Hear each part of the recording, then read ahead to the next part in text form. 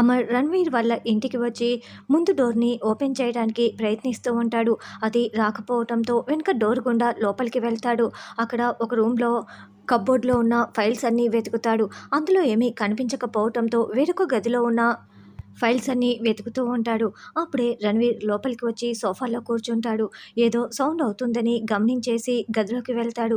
అదేంటి, ఈ గదిలో ఉన్న ఫైల్స్ అన్నీ కూడా చిందరవందరగా ఉన్నాయి, నేను ఇలా పెట్టలేదు కదా అని అనుకుంటూ, అంటే ఇంట్లోకి ఎవరైనా వచ్చారా అని అనుకుంటూ, ఇంట్లోకి ఎవరైనా వచ్చారా అని అరుస్తూ ఉంటాడు. ఎవరు ఎవరు అంటూ అమర్ గది వైపే వస్తూ ఉంటాడు. అప్పుడే అమర్ ఒక ఫైల్ని చూస్తూ ఉంటే ఒక ఫోటో కింద పడిపోతుంది. ఇదేదో ఫోటోలా ఉంది అని ఆ ఫోటోని తీసుకోబోతూ ఉంటే అప్పుడే రణ్వీర్ వస్తూ ఉంటాడు. రణ్వీర్ మాటలు విన్న అమర్ వెంటనే ఆ పక్కన డోర్ ఉంటే ఆ డోర్ చాటున దాక్కుని ఉంటాడు.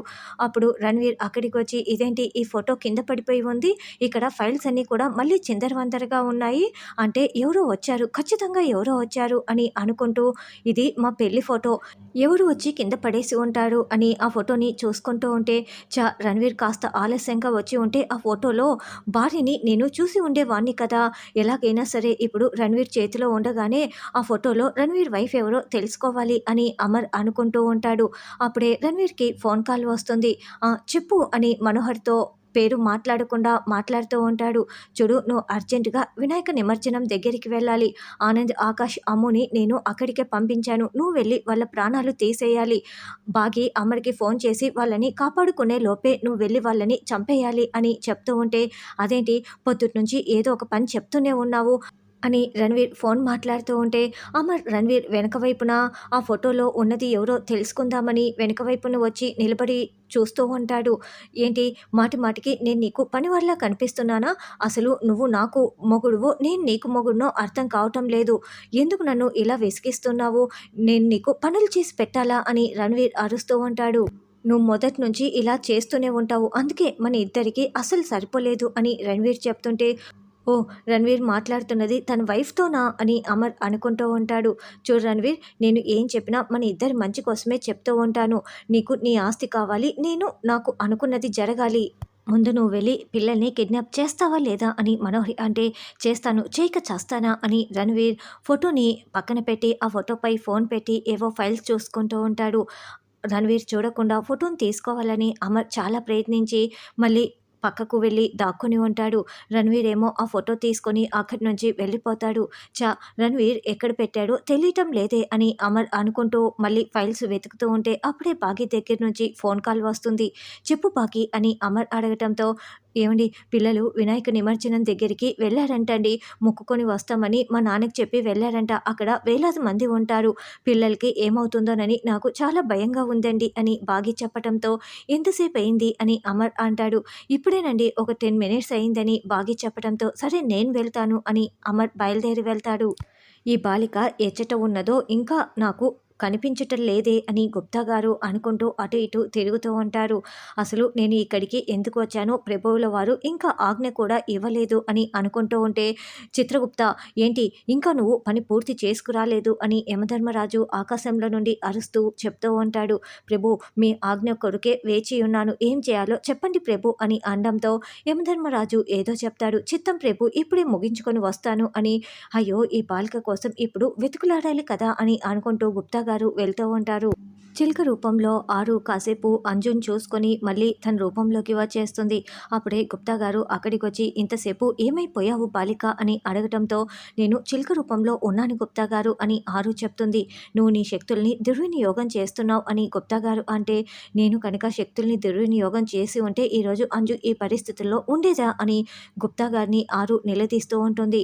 అప్పుడే ఐసీయూలో ఉన్న సరస్వతి మేడంని చూసేసి, అయ్యో, ఈ మేడంకి ఇంకా స్పృహ రాలేదే, ఈవిడ బాగీకి నిజం చెప్తేనే కదా అని ఆరు అనుకుంటూ, ఉండు, ఆవిడికి ఇప్పుడే స్పృహ వచ్చేలా చేయాలి అని మేడం మేడం అని పిలుస్తూ ఉంటుంది. గుప్తా గారు చూసి నవ్వుతూ ఉంటారు.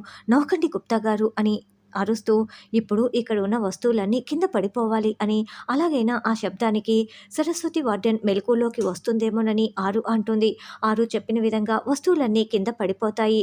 బాలిక, నీ ప్రయత్నము వృధా అయినది. ఆవిడకి మెలకువ రాలేదు అని గుప్తా గారు చెప్తారు. ఆ సౌండ్‌కి ఒక డాక్టర్ అక్కడికి వస్తారు. ఏంటి ఈవిడ ఇక్కడ ఉంది? అసలు ఈవిడ్ని ఇక్కడ అడ్మిట్ చేసింది ఎవరు? అని రవి అని పిలవటంతో కాంపౌండర్ అక్కడికి వస్తారు. ఈవిడెవరు? ఎందుకు ఇక్కడ ఉంది? అని అడగటంతో డాక్టర్ రాజశేఖర్ గారు ఈవిడ్ని ఇక్కడ పెట్టమంటే నేను పెట్టాను. నాకు ఈవిడ ఎవరో తెలీదని అతను చెప్తాడు. తెలియకుండా ఎలా అయ్యా ఇలా అడ్మిట్ చేసుకుంటారు అని సిస్టర్ అని కేకలు పెట్టడంతో సిస్టర్ అక్కడికి వస్తుంది. ఈవిడ ఎవరో నీకు తెలుసా అని అడగటంతో ఈవిడ ఎవరో నాకు తెలియదు కానీ ఐసీయూలో ఉన్న అంజు వల్ల మదర్‌ని కలవటానికి వచ్చింది అని సిస్టర్ చెప్తుంది. అయితే వెళ్ళి ఆవిడకి చెప్పండి అని డాక్టర్ చెప్పటంతో అలాగేనని సిస్టర్ వెళ్తుంది.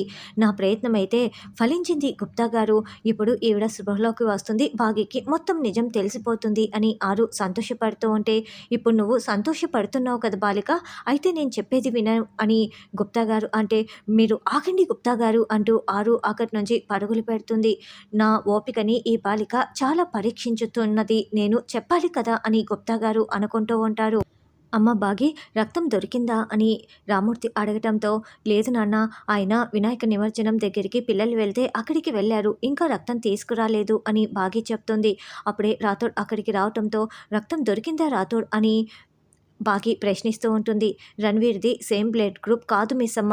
ఇక రణ్వీర్ లాయర్ని కిడ్నాప్ చేసి వైఫ్ గురించి తెలుసుకుందాం అనుకుంటే అతనేమో నోరు విప్పటం లేదు అని రాథోడ్ బాధపడుతూ ఉంటాడు. ఆయన వినాయక నిమజ్జనం దగ్గరికి వెళ్ళారు అని బాగి చెప్పడంతో అయ్యో ఇప్పుడు ఉన్న టెన్షన్ సరిపోక మళ్ళీ ఇదొక టెన్షనా మిస్సమ్మ అని రాథోడ్ టెన్షన్ పడుతూ ఉంటాడు. అప్పుడే మనోహరి అక్కడికి వచ్చి ఏంటి బ్లడ్ తీసుకువచ్చారా, ఏంటి తీసుకురాలేదా, ఉన్న బ్లడ్ని కూడా నేలపాలు చేసేశారు అని ఇప్పుడు అంజు ప్రాణాలు కాపాడుకోవటం ఎలా అని మనోహరి తెగ నటించేస్తూ ఉంటుంది. ఎవరో నాకు కావాలనే డ్యాష్ ఇచ్చారు, వాళ్ళ వెనుక ఉన్నది ఎవరో నాకు తెలియాలి, మా సార్ దగ్గర ఉన్న గన్ తీసుకొని వాడి ప్రాణాలు తీసేస్తాను అని రాథోడ్ కోపం చూపిస్తూ ఉంటాడు. అప్పుడే సిస్టర్ అక్కడికి వచ్చి మిమ్మల్ని కలవాలనుకున్న ఆవిడ ఆ స్పృహ లేకుండా పడి ఉంది అని చెప్పటంతో సరస్వతి వాటన పదండి వెళ్తాము అని బాగి అంటుంది. నేను వస్తానని రాథోడ్ అంటాడు. నేను ఇక్కడ వెతికి చేస్తుంటే చల్లగా వచ్చి ఇలా చెప్పి వెళ్తోందా అని మనోహరి మనసులో అనుకుంటూ ఆగు బాగి, మీరంతా ఇక్కడే ఉండండి, నేను వెళ్ళి చూసి వస్తానులే అని మనోహరి అంటుంది. ఏం అవసరం లేదు, మేము వస్తాం రా రాథోడ్ అని బాగి రాథోడ్ వెళ్తూ ఉంటారు. నా చెల్లెలు వార్డెన్ గారి దగ్గరికి వెళ్తోంది, ఆవిడ నిజం చెప్పేస్తుంది అని ఆరు చెప్తుంటే బాలిక ఇప్పుడైనా నేను చెప్పేది వినుము అని గుప్తా గారు అంటే, ముందు జరిగేది చూడండి గుప్తా గారు, మీరు తర్వాత చెప్తురు అని ఆరు అంటుంది. ఏంటి డాక్టర్ ఈవిడ ఇలా స్పృహ లేకుండా ఉన్నారు అని బాగి వచ్చి ప్రశ్నిస్తూ ఉంటే, అసలు ఇవన్నీ చూసుకోవాలి కదమ్మా, ఈవిడ ఎందుకు ఇలాంటి పరిస్థితిలో ఉన్నారో మాకు కూడా తెలీదు, ఇలా స్పృహ లేకుండా ఉన్నారు అని డాక్టర్ చెప్పడంతో కాసేపటి వరకు స్పృహలో ఉన్న ఈవిడ ఇలా పడిపోయి ఉన్నారంటే నాకు ఏదో నిజం చెప్పాలని వచ్చింది, వాళ్ళే కావాలని స్పృహ కోల్పోయేలా చేసినట్లు ఉన్నారు అని బాగి మనోహరి వైపు చూస్తూనే చెప్తూ ఉంటుంది.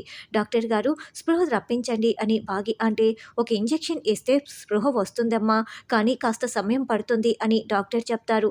వెంటనే ట్రీట్మెంట్ స్టార్ట్ చేయండి, ఒక గది అరేంజ్ చేయండి, రాథోడ్ గది బయట సెక్యూరిటీని కూడా పెట్టు అని ఈవిడ చాలా డేంజర్లో ఉన్నారని బాగి చెప్తుంది. మనోహరి టెన్షన్ పడుతూ ఉంటుంది.